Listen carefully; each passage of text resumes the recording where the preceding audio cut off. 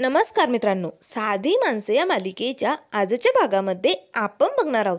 इथे आता देविकाला सारून घ्यायचं असतं, पण तिला शेण आवडत नाही.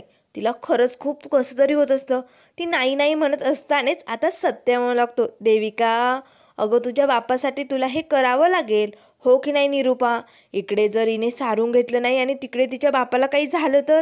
तेव्हा निरूपा म्हणू लागते, अगदी बरोबर सत्या, तू जे बोलतो ना ते अगदी बरोबर आहे आणि मला पटतंय. त्यामुळे देविका थोडासा त्रास होईल ग, पण सारून घे की. चल बरं पटकन, चल पिशवीत शेणे घे पटकन. आता मात्र लगेच देविका म्हणू लागते, ठीक आहे आई, असे म्हणत आता देविका ती पिशवी आपल्या जवळ घेते. आता पिशवीतलं शेण बघताच इथे देविकाला तर मात्र उलट्या व्हायला लागले असतात. आता मात्र लगेच निरूपा म्हणू लागते, अगं घे की पटकन, आवर पटपट, चल लवकर. आता इथे देविकाने त्या पिशवीतनं थोडंसं शेण घेतलेलं असतं. तेव्हा लगेच आता जणू काही ती पीठच मळते की काय असं ते शेण मळू लागते. त्यावर निरूपा म्हणू लागते, बाई अगं तू पीठ मळायला बसले की काय.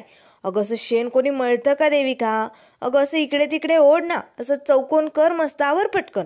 त्यावर सत्य म्हणू लागतो, हो देविका, अगं असं बसून काही होणार नाहीये, आवर आवर. देविकाला मात्र इकडे उलट्या वाहण्यासारखं होत असतं. ती आता नाक दाबून कसं तरी सारून घ्यायला सुरुवात करते. त्याच वेळेस आता ते शेण बघून निरूपालाही खूपच त्रास होत असतो. निरूपाई आता आपलं नाक तोंड बंद करून उभी असते. त्याच वेळेस आता लगेच इथे पंकज म्हणू लागतो, बेबी बेबी टेन्शन घेऊ नको, तुला नक्की जमेल. हे बघ थोडासा त्रास होईल बेबी, पण पटपटावर. हे बघ एकदा का झालं की लगेच रांगोळी काढता येईल, हो की नाही. सगळं काही ठीक होईल, आवर. त्याच वेळेस सत्य म्हणू लागतो, ए बेबीच्या बबड्या, नवरदेव ना तू, अरे मग उभा काय ठोंब्यावानी, अरे तुझ्या बायकोला मदत कर. त्याच वेळेस पंकज मात्र गप्प बैस, सत्याला असे म्हणू लागतो. तेव्हा सत्य म्हणू लागतो, अरे नवरदेवा, मला म्हणायचंय, बादलीत तांब्या आहे ना, ते तांब्याभर पाणी घे आणि तुझ्या बायकोला पाणी टाक हातावरती, मदत कर. तेव्हा निरूपा म्हणू लागते, हो हो कर मदत. त्याच वेळेस पंकज आता बादलीतनं तांब्याभर पाणी घेतो आणि लगेच इथे देविकाच्या हातावरती ओततो. आता त्याने वरतून पाणी ओतल्यामुळे ते सगळं शेण वगैरे जे असतं ते इथे देविकाच्या चेहऱ्यावरती उडालेलं असतं. आता देविकाला मात्र खूपच राग येतो. त्याच वेळेस सत्या, मीरा सगळेजण हसायला लागतात. आता सुधाकर भाऊंनाही हसू आवरेनासं झालेलं असतं. त्याच वेळेस पंकज लागतो, सॉरी सॉरी सॉरी बेबी. तेव्हा देविका म्हणू लागते, मूर्ख आहेस का तू, अरे सगळं शेण माझ्या तोंडावरती उडालंय, कळत नाही का तुला. तेव्हा पंकज पटकन देविकाजवळ बसतो आणि आता तिच्या पदराने लगेच ते चेहऱ्यावरचं जे काही शेण उडालेलं असतं ते पुसू लागतो. त्यावर निरूपा म्हणू लागते, झालं पुसून काढलं त्याने, आता टेन्शन नाही, चल पटकन सारून घे. आता कसं तरी वाकडं तिकडं तोंड करत इथे देविकाने एक चौकोन सारून घेतलेला असतो. त्याच वेळेस सत्य म्हणू लागतो, चला फायनली आपलं सारून झालेलं आहे, चला आता शेण ठेवून द्या बाजूला. त्याच वेळेस निरूपा म्हणू लागते, देविका आता यावरती ना मस्त रांगोळी काढ, छान वाटेल मग. आता देविकाने इथे रांगोळी काढायला घेतलेली असते, पण या देविकाला काही जमेल तेव्हा ना धड रांगोळी कशी काढायची हेही तिला माहिती नसतं. आता वाकडे तिकडे गोल इकडे तिकडे काहीतरी काढायला सुरुवात केलेली असते. त्याच वेळेस सत्य म्हणू लागतो, देविका अगं तुला ढग नाही काढायची, अगं तुला टिपक्यांची रांगोळी काढायची, हे असे टिपके कोणी काढतं का. त्याच वेळेस मीरा म्हणू लागते, देविका अगं असे 5 टिपके काढ, मग 4 काढ, असे लाईन सूर काढ ना, का मी मदत करू तुला. त्याच वेळेस निरूपा म्हणू लागते, फुलवाली तुझं काय ग मध्ये मध्ये, सांगितलं ना तू काहीही करायचं नाही, व्रत तिचं आहे ती करेल, तू काही सांगू नको, गुपचूप उभी राहा. तेव्हा मीरा म्हणू लागते, ठीक आहे सासूबाई. त्याच वेळेस निरूपा म्हणू लागते, देविका अगं अशी नाही काढायची ग बाई, टिपक्यांची काढ, टिपक्यांची जमेल तुला. आता मात्र देविकाने सगळ्या चौकोनावरती इकडे टिपका काढ तिकडे टिपका काढ काहीतरी वेडं वाकडं काढायला सुरुवात केलेली असते. त्याच वेळेस सत्य म्हणू लागतो, अगं ए बबडे, इकडचा पाय तिकडे तिकडचा पाय इकडे असं नाही करायचं, अगं कुत्र्या मांजराची पिल्लं काढते की काय, अगं रांगोळी काढायची तुला साधी सिंपल, ती पण जमत नाही का, काय जमतं ग तुला मग. त्याच वेळेस आता पंकज लागतो, बेबी बेबी दमाने घे, तुला सगळं काही जमेल. तेव्हा सत्य म्हणू लागतो, ए बेबीच्या बबड्या, अरे तू शाळेत होता तेव्हा लय आकृत्या काढायचा ना, लय जमायचे तुला, मग आता बायकोला जरा मदत कर की रांगोळी काढायला, जमेल तुला, कर मदत कर. आता या देविकाची विचित्र रांगोळी बघून पंकज देविकाजवळ बसतो आणि लागतो, बेबी बेबी थांब, मी काढून देतो तुला मस्त, थांब थांब थांब, असे म्हणत आता पंकज काही काढायला सुरुवात करतो. त्याच वेळेस देविकाने मात्र डोळे झाकून असं झोपायला सुरुवात केलेली असते. पंकज रांगोळी काढत असतो तेव्हा निरुपा म्हणू लागते, देविका अगं तू झोपलीस की काय? अगं पंकज तुला मदत करतोय, आवर की पटकन. तेव्हा लगेच आता पंकज लागतो, बेबी अगं आता जर काही चुकलं ना तर तुला पहिल्यापासून सुरुवात करावी लागेल, पुन्हा सारून घ्यावं लागेल, पुन्हा रांगोळी काढावी लागेल. त्यामुळे देविका चूक करू नको, छान रांगोळी काढ. तेव्हा देविका मला लागते, खरंच? नाही नाही नाही पंकज तू उठ, मी काढते रांगोळी, असे म्हणत पंकज बाजूला होतो. आता इथे देविकाने मात्र वेड्या वाकडं कसं तरी फूल काढलेलं असतं. आता सगळेजण मात्र या विचित्र रांगोळीकडे बघू लागतात. त्याच वेळेस आता देविका म्हणू लागते, झाली आई, मस्त रांगोळी झाली ना? तेव्हा लगेच निरुपा म्हणू लागते, हो झाली. निरुपाने तर डोक्यालाच हात लावलेला असतो, कारण या देविकाची रांगोळी इतकी कशी विचित्र असते. त्याच वेळेस निरुपा म्हणू लागते, बरं ठीक आहे, आपण यालाच रांगोळी म्हणूया. चला आता देविका तू दिवा घे आणि त्या फुलामध्ये ठेव बरं दिवा. आता देविका लगेच त्या रांगोळीचं जे फूल असतं त्यात दिवा ठेवते आणि आता फूल वाहून त्याची पूजा करते. सत्या, मीरा सगळेजण आता नमस्कार करतात. तर इथे आता पूजा झालेली असते. तेव्हा निरुपा म्हणू लागते, चला एकदाचं व्रत झालंय आपलं, चला आतमध्ये. आता सगळेजण इकडे जेवणासाठी आतमध्ये येतात. जेवणाची सगळी तयारी इथे मीराने करून ठेवलेली असते. त्याच वेळेस आता रूममधनं रवी आणि रिया येतात. तेव्हा लगेच रिया म्हणू लागते, वहिनी अगं काय बनवलंय आज? काहीतरी खास बनवलंय असं वाटतंय. वास खूप मस्त येतोय, खूप भूक लागली ग, चल की पटकन. त्याच वेळेस आता मीरा लगेच डब्बा घेऊन येते आणि रियाच्या हातात देते. रिया तो डब्बा उघडून बघते तर त्यात पराठे बनवलेले असतात. तेव्हा लगेच आता रिया म्हणू लागते, वाव मीरा वहिनी, पराठे सॉलिड, एक नंबर भारी. तेव्हा लगेच आता रवी म्हणू लागतो, रिया तुला माहिती, पराठे खावे तर फक्त मीरा वहिनीच्या हातचेच, एक नंबर सॉलिड सवय. त्याच वेळेस आता तिथे निरुपा येते आणि लगेच आता मीराचं कौतुक ऐकून या निरुपाच्या मनात लगेच जळकी सुरू होते. तेव्हा ती आता लगेच रवीला म्हणू लागते, ए रव्या, उगाच तुझ्या वहिनीचं लय कौतुक करू नको. जसं तिने फुलाचं दुकान टाकले ना, तसा एकदा खानावळीचा ढाबा बी टाकेल, तिचा काही भरोसा नाही. त्याच वेळेस रिया म्हणू लागते, मॉम पण तुम्ही जे बोलताय ना त्यात अगदी सत्य आहे. मीरा वहिनी, तू खानावळीचा ढाबा जरी टाकला ना तरी तो सॉलिड चालेल आणि आयडिया मस्त आहे की बिझनेससाठी, हो की नाही मीरा वहिनी? तू विचार करा. तेव्हा निरुपा म्हणू लागते, ए रिया, उगाच तिच्या मनात काही भरू नको, म्हणजे जाऊन बसेल दिवसभर तिकडे आणि ही कामं कोण करेल? अगं रिया तुला माहिती नाही आहे, मागे एकदा पावभाजीची गाडी टाकली होती, दिवस रात्र तिकडेच असायचे आणि ही समधी कामं माझ्या भोवती यायची. त्यामुळे गप्पा बसा आणि घ्या खाऊन. तेवढ्यात सुधाकर भाऊ येतात. आता मात्र पराठे बघून सुधाकर भाऊंच्या तोंडाला पाणी सुटलेलं असतं. सुधाकर भाऊ एक घास खातात आणि मला लागतं, वा मीरा, अगो काय सुग्रास आहे तू, खरंच मीरा तुझ्या हाताला अन्नपूर्णाची चव आहे. तेव्हा निरुपा मला लागते, अन्नपूर्णाची चव कशाला, ती स्वतःच अन्नपूर्णा आहे असं म्हणायचं आहे ना तुम्हाला, म्हणा. त्याच वेळेस सुधाकर भाऊ लागतात, निरुपा मीराचं कौतुक केलेलं तुला पचत नाही वाटतं. तेवढ्यात आता रूममधनं देविका आणि पंकज येतात. त्याच वेळेस पंकज लागतो, वा काय मस्त वास सुटलाय ना, छान घमघमाट येतोय, लय भूक लागली, चला पटकन, असे म्हणत देविका आणि पंकज दोघेही आता जेवणासाठी बसलेले असतात. आता पंकज पटकन आपल्या हातानेच आपल्या बायकोला एक पराठा देतो, स्वतःला एक घेतो. आता देविका पटकन एक घास खाणार.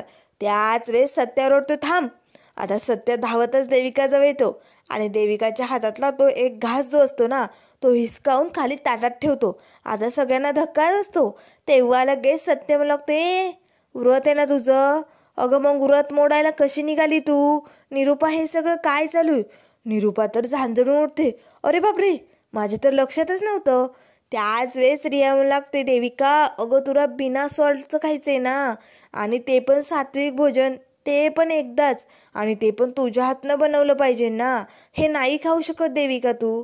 आता देविकाला मात्र खूप राग आलेला असतो, कारण हातातोंडाशी घास आलेला तिचा काढलेला असतो ना, तिला खूप काही असं चिडल्यासारखं झालेलं असतं.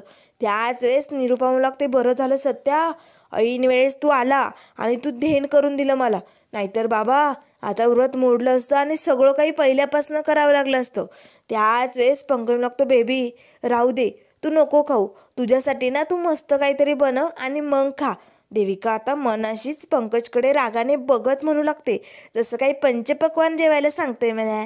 तुझ्या मनाने जे काही खाऊ वाटेल ते कर. बिना मिठाचं काय करणार आहे मी? ही बाई मला मीठ टाकू देणार आहे का?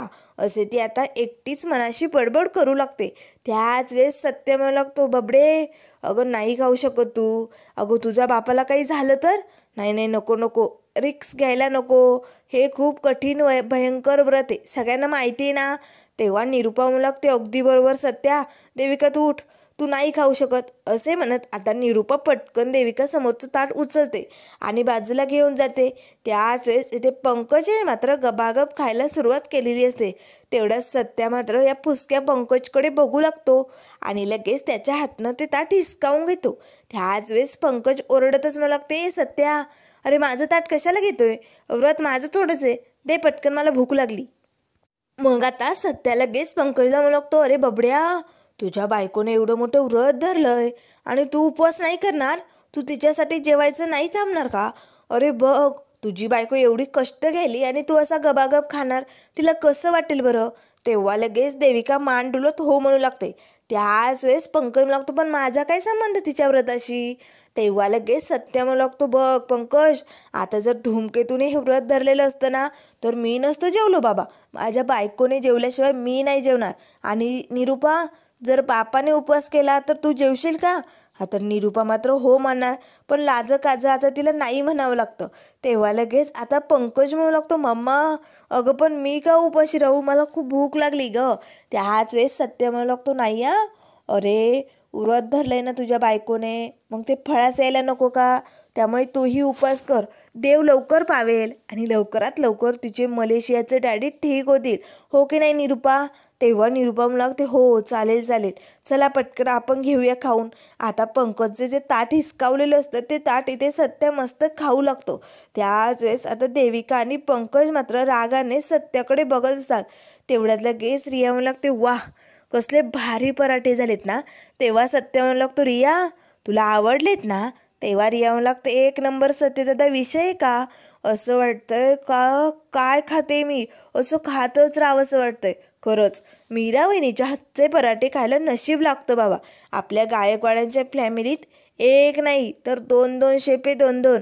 आता निरुपाला मात्र खूपच राग येतो, कारण मीराचं कौतुक तिला बघवत नसतं ना. त्याच वेळेस आता देविका आणि पंकज मात्र उठून रूममध्ये निघालेले असतात. तेव्हा निरुपा म्हणू लागते, देविका तू आराम कर आणि थोड्या वेळाने स्वतः तुझ्या हातनं काहीतरी बनव बरं का सात्विक. आणि मीरा तू ते तिला शिकवशील ना? तेव्हा मीरा म्हणू लागते, ठीक आहे चालेल सासूबाई मी शिकवेल. तर आता इकडे पोटभर जेवण झाल्यानंतर निरुपा आपल्या रूममध्ये आलेली असते. आता मात्र निरुपाने एवढे कसे पराठे खाल्लेले असतात, तिला असं ढेपल्यासारखं झालेलं असतं. तेव्हा तिथे कॉटवरती ती बसताच म्हणू लागते, काय बी म्हणा या फुलवालीच्या हाताला जादू या, एक नंबर भारी स्वयंपाक बनवते. लयच कौतुक करावं तेवढं कमीच पडेल, एवढं भारी असतंय जेवण. आणि त्यात ती ओवा वगैरे टाकते ना, त्यामुळे माणसाला पचायला त्रासही होत नाही. एक नंबर भारी या. आता ना मी फुल जेवण केलंय, एकतर या व्रतामुळे पाटे झोप झाली नाही, आता मी मस्त झोप मारते. असे म्हणत आता लगेच निरुपा कॉटवरती पडणार. तेच कुणाचा तरी फोन वाजू लागतो. तेव्हा निरुपा म्हणू लागते, कोण कलमडलंय आता यावेळेस, कोण मरतंय काय माहिती. असे म्हणत आता लगेच निरुपा आपला मोबाईल हातात घेते आणि बघते तर व्याही बुवांचा म्हणजे विक्रांत ढवळीकरचा फोन आलेला असतो. तेव्हा निरुपा म्हणू लागतो, अरे बापरे देवा, यांना नको मरू देऊ रे बाबा, यांना जिवंत ठेव. असे म्हणत निरुपा पटकन व्याहीचा फोन उचलते आणि म्हणू लागते, बोला की. अहो व्याही बुवा कशासाठी फोन केला? आता व्याही बुवा हे नाव ऐकताच इकडे विक्रांतला मात्र निरुपाचा राग येतो. तेव्हा विक्रांत म्हणू लागतो, अहो निरुपा ताई तुम्ही घरच्यांना सगळ्यांना सांगितलं ना पूजेबद्दल पार्टीबद्दल? हे बघा आम्ही सगळ्या जय्यत तयारीला लागलोय, सगळ्या पाहुण्या मंडळींनाही कळवलंय आम्ही. तुम्ही सांगितलं काही नाही घरी? तेव्हा निरुपा म्हणू लागते, नाही हो माझ्या लक्षातच नाही राहिलं, अजून तरी नाही सांगितलं. तेव्हा विक्रांत म्हणू लागतो, हो पण निरुपा ताई आम्ही इकडे तयारीला लागलोय आणि तुमच्या घरच्यांनाच माहीत नाही असं कसं होईल? तेव्हा निरुपा म्हणू लागते, तुम्ही काळजी करू नका, तुम्ही सॉलिड तयारी करा, मी घरच्यांना सांगते आणि त्यांना घेऊन येते, तुम्ही काळजी करू नका. त्याच वेळेस ढवळीकर म्हणू लागतो, पण निरुपा ताई आपलं काय ठरलंय तुम्हाला माहिती आहे ना? सत्या पार्टीत येता कामा नये, तेव्हा निरुपा म्हणू लागते, चालेल तुम्ही तयारी करा, सत्य नाही येणार, तसं सगळं काही बंदोबस्त मी करते असे म्हणत आता ढवळीकर फोन बंद करतो. त्याच वेळेस निरुपा म्हणू लागते, घरच्यांना नंतर सांगता येईल, चला पटकन, आधी मी जरा लोळून घेते, खूप खूप पोट भरलंय, झोपही येईल मला, चल पटकेन असं म्हणत आता निरुपा मात्र झोपलेली असते. तर इकडे ढवळीकर म्हणू लागतो, सत्या आता बघ तुझी लायकी तुला कळेल, बघस आता हा ढवळीकर काय करतोय असे आता ढवळीकर मनाशीच म्हणत असतो. तर इकडे आता मीरा किचनमध्ये काम आवरत असते. त्याच वेळेस तणफण करत देविका किचनमध्ये येते. तिला खूप भूक लागलेली असते. तेव्हा लगेच ती रागानेच मीराकडे बघू लागते.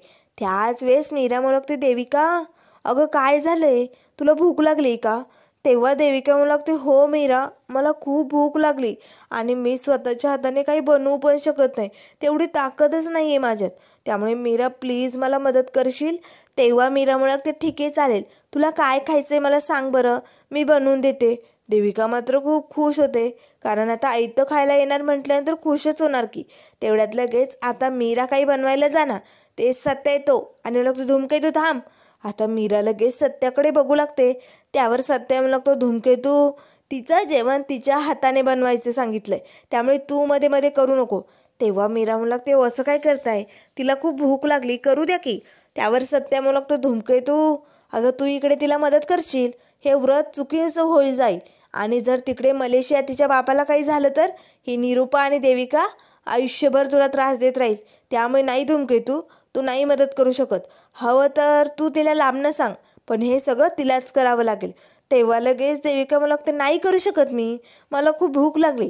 त्याच वेळेस सत्य म्हणू लागतो, मग ठीक आहे, मी बाबाच्या बायकोला आवाज देतो. आता लगेच सत्या निरुपाला आवाज देणार.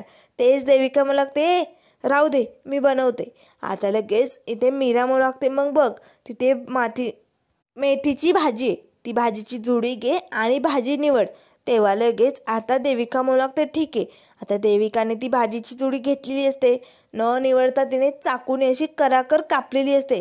त्याच वेळेस सत्य म्हणू लागतो, बबडे अगं तुझ्या मदतीला तुझ्या हबीबी अंकलला बोलवायचं का, अगं दुबईवरनं आलेल्या, काय मटणासारखं अशा भाज्या कापतो ना, कर कर कर कर.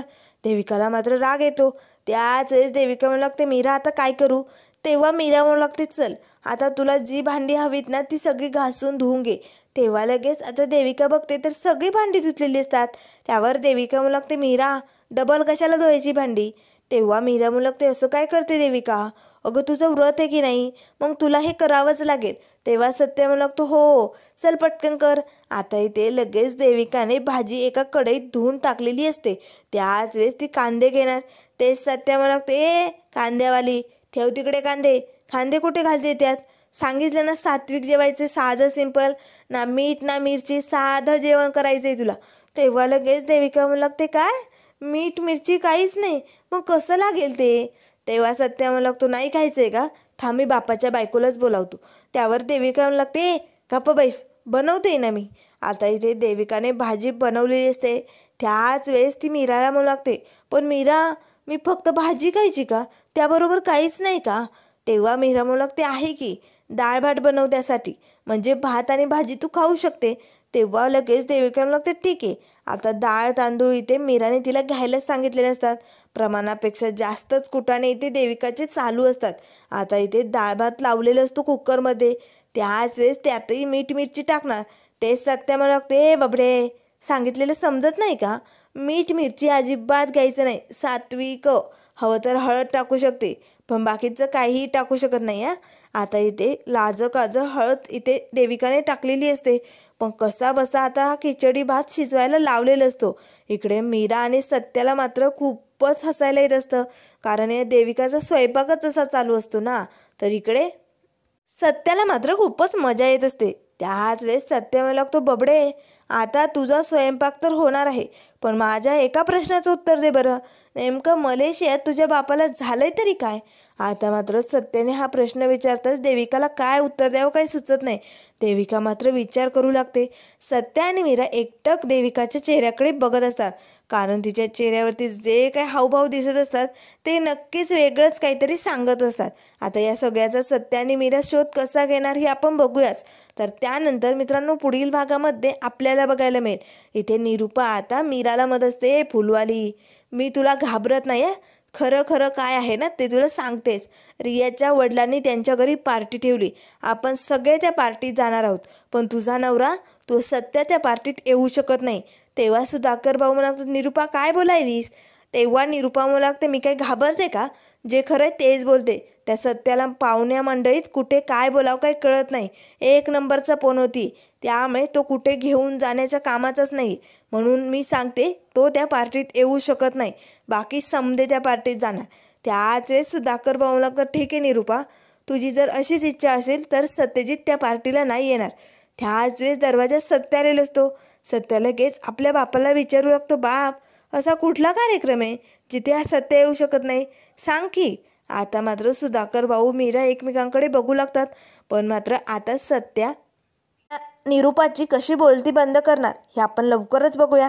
तर त्यामुळे मित्रांनो, अशाच मालिकेंच्या अपडेट पाहण्यासाठी चॅनलला लाईक करा, सबस्क्राईब करा. व्हिडिओ पाहिल्याबद्दल धन्यवाद.